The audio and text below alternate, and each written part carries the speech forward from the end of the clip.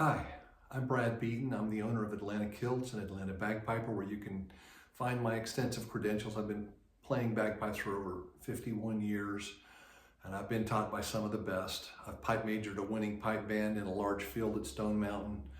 I've competed successfully solo and so forth.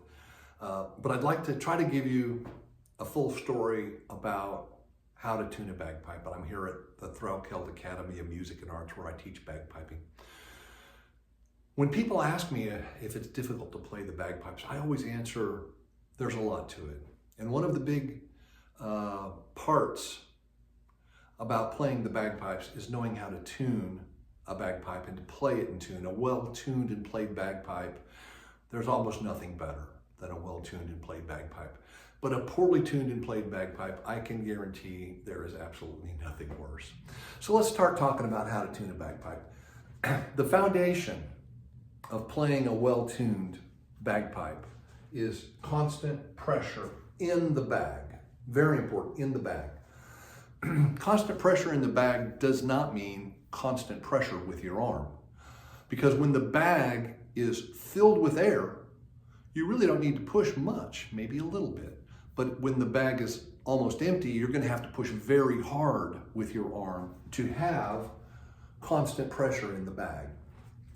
Now, I teach my students with constant pressure in the bag, every note should be in tune, but especially you want to start with the low A and the high A.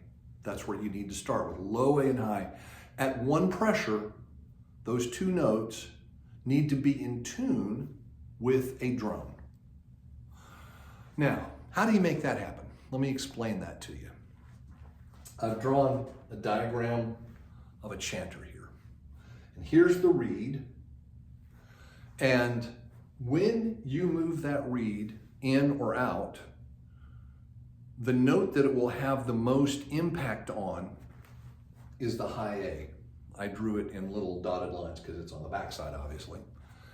And it will affect all the notes, but it'll affect the high A the most.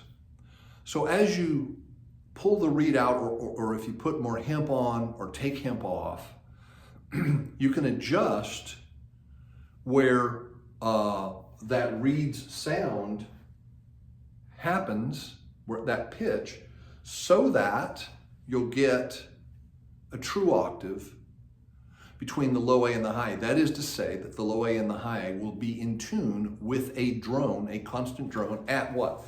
At a constant pressure in the bag. That's key. That is key. So, knowing how to adjust the reed with hemp to get that true octave between low A and high A, that's key, and being able to listen. So if you're tuning your pipes and you're in tune on low A, you're in tune on low A, but when you play the high A, you have to move the drone out, make it flatter. That means you need to move the reed in to make it sharper. Right? And when you move that reed in, that'll move the drone down for the high A quicker than it moves the drone down for the low A. And by making that type of adjustment, you'll be able to get a true low A and true high A at a constant pressure in the bag with a drone. Okay, so that's key. And then once you have that, you can go through and you can tape the other notes as need be, make adjustments with tape so that every note on the chanter is a harmonic of the drones that are all in tune. And when it's all in tune, it's truly beautiful. It's wonderful. You're in tune with the universe. It's amazing. So hopefully that explanation will help you understand the big picture about getting a bagpipe tuned.